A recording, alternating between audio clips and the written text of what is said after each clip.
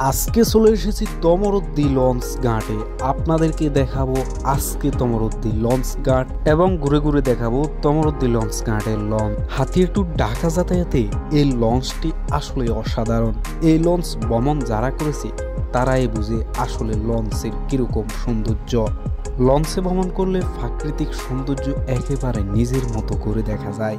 সাথে আজকের ভিডিওতে তো সবকিছু থাকছে, খাওয়া দাওয়া দেন অন্যান্য কাজগুলো। আজকে বের হয়ে কোথায় কোথায় ঘুরলাম, কোথায় কোথায় গেলাম, কি কি খেলাম সবকিছু আপনাদের সাথে শেয়ার করব। মিস না করতে হলে পুরো ভিডিওটি দেখতে থাকুন। শুরু করি আজকের video. Hello guys, I am shine, welcome back. এই মুহূর্তে বাবা, আমি, আমার কাকা এবং রাজীব এবং আমার আঙ্কেল সহ বের হয়ে গেলাম বাসা থেকে তমরদ্দির উদ্দেশ্যে। তমরদ্দিতে লঞ্চ ঘাটের উদ্দেশ্যে এবং লঞ্চ দেখার উদ্দেশ্যে। আপনারা কি কখনো খেয়াল করেছেন আমার ইউনিয়নের প্রাকৃতিক সৌন্দর্য? যতবারই আমি চোখ মেলে তাকাই ততবারই মুগ্ধ হই সৌন্দর্য দেখে। মাত্র 30 মিনিটের ভিতরে বাড়ি থেকে তমরদ্দিতে পৌঁছে যায়। দর্শক, এই মুহূর্তে রয়েছি হাতিয়া তমরদ্দি ইউনিয়নের তমরদ্দি লঞ্চ ঘাটের পাশে। আপনারা দেখতে পাচ্ছেন আমার হাতের পাশেই মেঘনা নদী। মেঘনা নদীর উপরে রয়েছে বিশাল চর। এই মুহূর্তে তমরদ্দি লঞ্চ ঘাটের পাশেই আছি। গাইজ, তমরদ্দি বাজারের পশ্চিম পাশেই মেঘনা নদী আর মেঘনা নদীর তীরেই তমরদ্দি লঞ্চ ঘাট।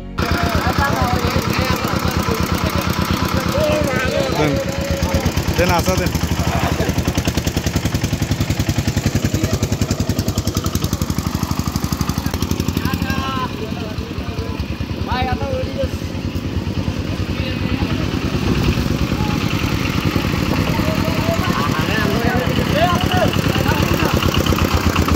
ভোর 5টায় ঢাকা থেকে লঞ্চ হাতিয়ে ব্যাক করেছে, যার কারণে সকাল সকাল একটু কোলাহল বেশি।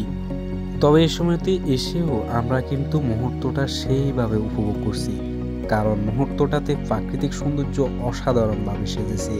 তমরদ্দি লঞ্চ ঘাট যে এটা পুরাই চেনা যাচ্ছে না। বাবা এবং আঙ্কেল এবং কাকা সহ ভিতরের দিকে প্রবেশ করছে। এই মুহূর্তে আপনারা যে ট্রলারগুলো দেখতে পাচ্ছেন এগুলো করে ভালোই নেওয়া হয়, অনেকটা মালবাহী জাহাজও বলতে পারেন। লঞ্চ যাতায়াতে এগুলো আপনি উপভোগ করতে পারবেন।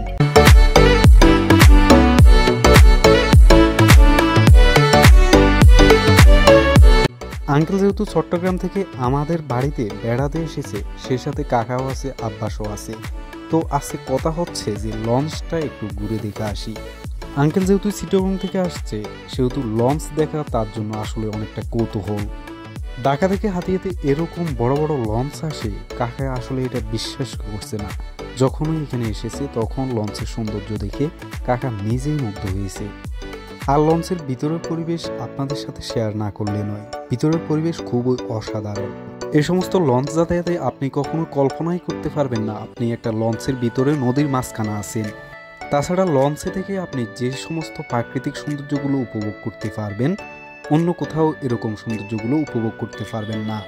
এই মুহূর্তে যেটা দেখতে পাচ্ছেন ওটা হচ্ছে তমরদ্দি ইউনিয়নের তমরদ্দি লঞ্চ ঘাট। লঞ্চ এখন রয়েছে তমরদ্দি লঞ্চ ঘাটে। কিছুক্ষণ পরে লঞ্চ ছেড়ে দেবে ঢাকার উদ্দেশ্যে। এই লঞ্চগুলো ভ্রমণে আপনি কোনো কিছুর অভাব পাবেন না। কফি শপ থেকে শুরু করে দোকান, হোটেল, রেস্টুরেন্ট থেকে শুরু করে সব কিছু ভিআইপি আপনি পেয়ে যাবেন। তাছাড়া লঞ্চগুলোতে ভালো ভালো ওয়াশরুম রয়েছে এবং ভালো ভালো সৌন্দর্যের জায়গা রয়েছে, যেখানে আসলে মানুষ বসতে পারে এবং সময়গুলো কাটাতে পারে। এই যে সাইডে সাইডে যে চেয়ারগুলো দেখতে পাচ্ছেন, এই চেয়ারগুলোতে বসে যাত্রীগণ উপভোগ করে প্রাকৃতিক পরিবেশ। এই লঞ্চগুলো আসলে ছোট না, এই লঞ্চগুলো 2 থেকে 3 তলা পর্যন্ত রয়েছে। এখন আমরা উপরে উঠতেছি লঞ্চের। এই মুহূর্তে দেখতে পাচ্ছেন একটা স্টোর পেয়ে গেলাম।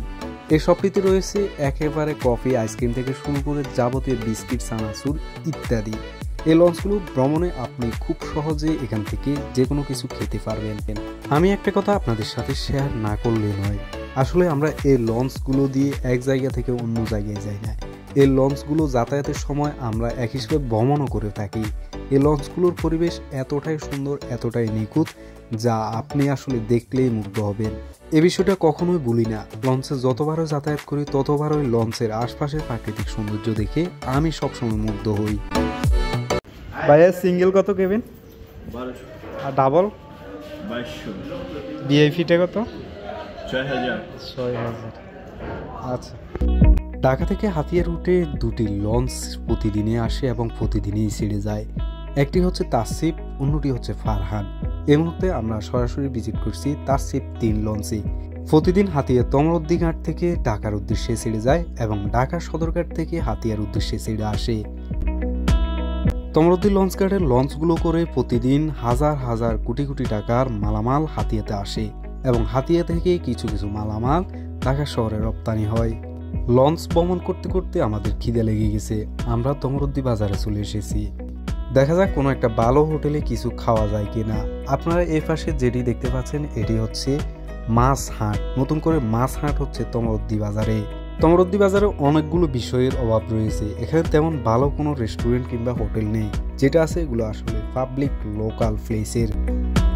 তবে আমরা এখানে বেশ কিছু খাবার দেখতে পেলাম, সিঙ্গারা, জিলাপি, মিষ্টি সহ এখানে ভাজি, পরোটা সহ আরও অনেকগুলো আইটেম রয়েছে। আমাদের দেশীয় বাসায় এগুলো খুব বেশি চলে, সিঙ্গারা সবচেয়ে বেশি চলে, দেন জিলাপি তো থাকছে। এই মুহূর্তে বাবা, আঙ্কেল সহ এবং কাকা সহ এদিকে রয়েছে রাজীব, সবাই একসাথে খাচ্ছে। আমি এদেরকে একটু ক্যামেরায় বন্দি করে নিচ্ছি। খাওয়া দাওয়া শেষ করে বিলটা আমি দিয়ে দেন বের হয়ে গেছে রাজীব ফান কেনার জন্য। রাজীবের এলাকায় দোকান রয়েছে, এলাকার দোকানের জন্য সে তমরুদ্দি থেকে ফান কেনাকাটা করে। এখান থেকে ফান নিয়ে সে তমরুদ্দি থেকে ফান নিয়ে সে নিজের এলাকায় দাঁশারার বাজারে বিক্রি করে খুচরা। তমরুদ্দি বাজারের পাইকার থেকে সে ফান ক্রয় করছে, এখান থেকে কিনে সে তার নিজ এলাকায় দাঁশারার বাজারে খুচরা দামে ফান বিক্রি করবে। দেন এফাকে আমি একটু আমলা ভর্তা খেয়ে নিলাম, যেটাকে আমলার আচার বলে। এখানে আমলা মামা খুব সুন্দরভাবে আমলা রেডি করছে। আমলা খেতে খেতে আজকের ভিডিও শেষ করব। ভিডিও ভালো লাগলে লাইক, কমেন্ট, সাবস্ক্রাইব করতে ভুলবেন না।